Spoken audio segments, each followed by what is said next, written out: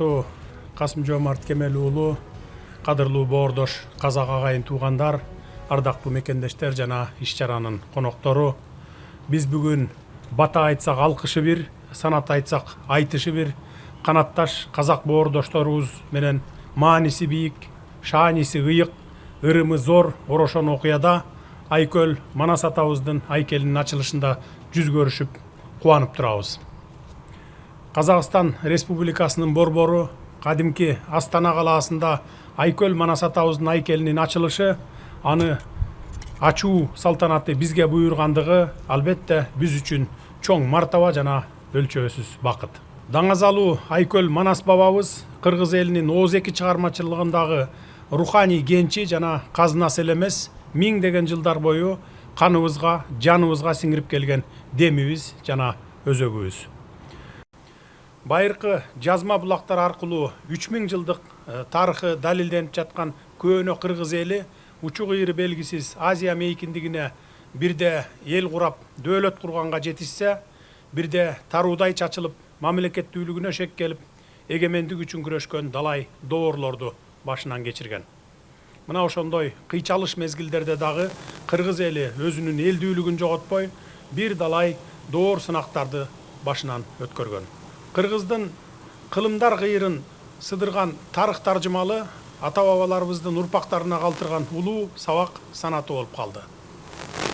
21 кылым илимий өнүгүүнүн доору болгону менен бүгүнкү күндө деле Манас феноменине жооп таппай келишет. Анткени биздин Балык Ооз, Келдибек, Музооке, Тыныбек, Сагынбай, Саякбай өңдүү манасчыларыбыз Манас эпосунун 5,5 миллиондон ашык сабын жат айтып, аны урпактан урпакка калтырып кетишкен.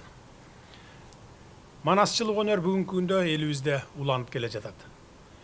Дүйнөлүк ооз эки чыгармачылыктын эң улуу эстелиги болгон Манас эпосун изилдөөдө казактын улуу адамдарынын кошкон үлүшүн белгилеп өтүү тарыхый адилеттүүлүк жана бул өтө маанилүү.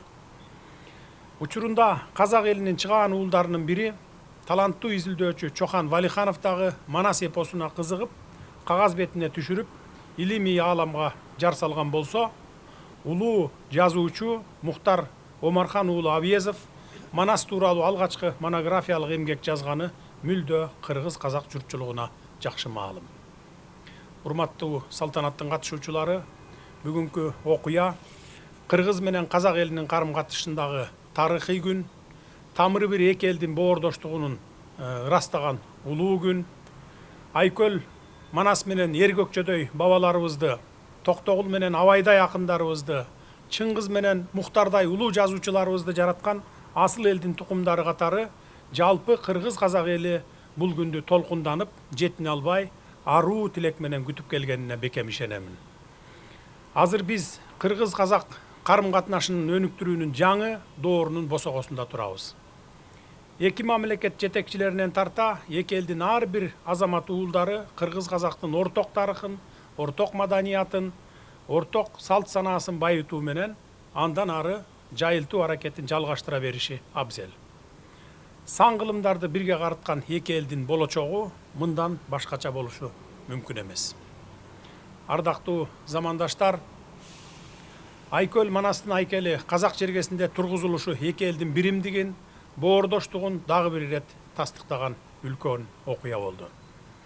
Мен жалпы кыргыз элинин атынан Казакстан Республикасынын президенти урматтуу Касым-Жомарт Кемел уулуна жана дили менен тили бир, жүрөгүнүн тилеги бир эки элдин ынтымагы деп Айкөл бабабыздын эстелигинин ачылышына өз үлүшүн кошкон бардык адамдарга чын ниетимден ыраазычылыгымды билдиремин. Коңшудан артык коюн колтук алышкан, куда сөөк болушкан бир тууган эки элдин достугу, боордоштугу арта берсин. Биз бир тууган элдербиз, ошондуктан кыргыздын залкар акыны Байдылда Сарногоевдун ыр саптары менен сөзүмдү бүтүрөйүн. Казак кыргыз биримизге бирimiz, камкор болгон агамызда инimiz. Эжелден таттуу өмүр сүргенбиз, улутумуздун достурун сактап келемиз. Сол достурдай аскактасын аркашан боорум деген, бауырым деген үнүмүз деген экен. Көңүл бурганыңыздарга рахмат. Бүгүн биз эки эл үчүн тарихий мән маңызы зор айтылуу окуйгага жиналып отурбуз. Елордамызда Айкөл Манастың еңселі ескерткіші бой көтерді. Бұл ең алдымен қазақ халқының қырғыз ағайынға деген риясыз құрметінің белгісі. 2 жыл бұрын Бішкекте Ұлы Абайдың ескерткіші ашылғанын білесіздер. Мен сол шараға арнайы барып қатыстым. Мұндай игі бастамалар екі елдің достық байланысын нығайта түсетіні сөзсіз. Қазақ пен қырғыз ежелден іргесі де, еншісі де бөлінбеген бауырлас халықтар. Біздің тарихымыз, тіліміз, өмір салтымыз және таным түсінігіміз бәрі ортақ. Хаким Абай еш қазақ қырғыз бен қазақтың бір тұқымдас екеніне таласпайды деген. Ал Молда Қылыш қырғыз қазақ алаштан деп жырлаған. 1000 жылдық тарихы бар Манас жыры барша адамзат руханиятында өзіндік орны бар бірегей мұра. Оны тек қырғыздың емес, тұтас түркі жұртының баға жетпес қазынасы деуге болады. Шын мәнінде бұл эпосты құрмет тұтпайтын қазақ кемде-кем. Қазақстанда Манас есімді 6000-нан астам адам бар. Мұның өзі ұлы тұлғаға және тарихи эпосқа деген ерекше құрметтің белгісі. Ұлты қырғыз емес, жалғыз манасшы Баянғали Әлімжановтың қазақ екенін айта кеткен жөн. Ол азамат та бүгін осында. Біздің мәдени мұраларымыздың тамыры бір.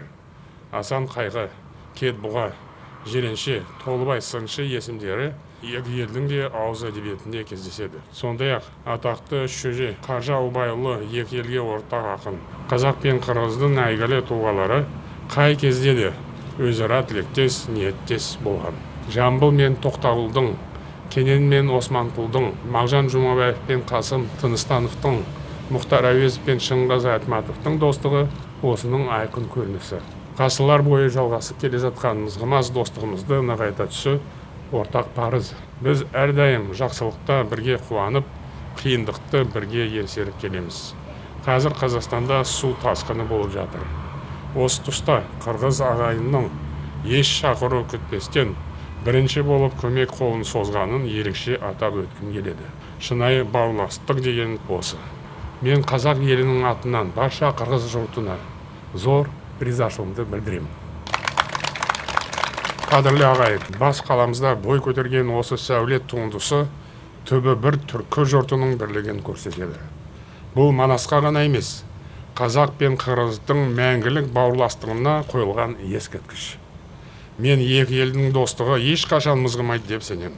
Айкөл Манастың алып Манастың рухы асқақтай берсін. Бір туған халықтардың бірлігі баянды болсын. Ырысты ынтымағымыз арта берсін.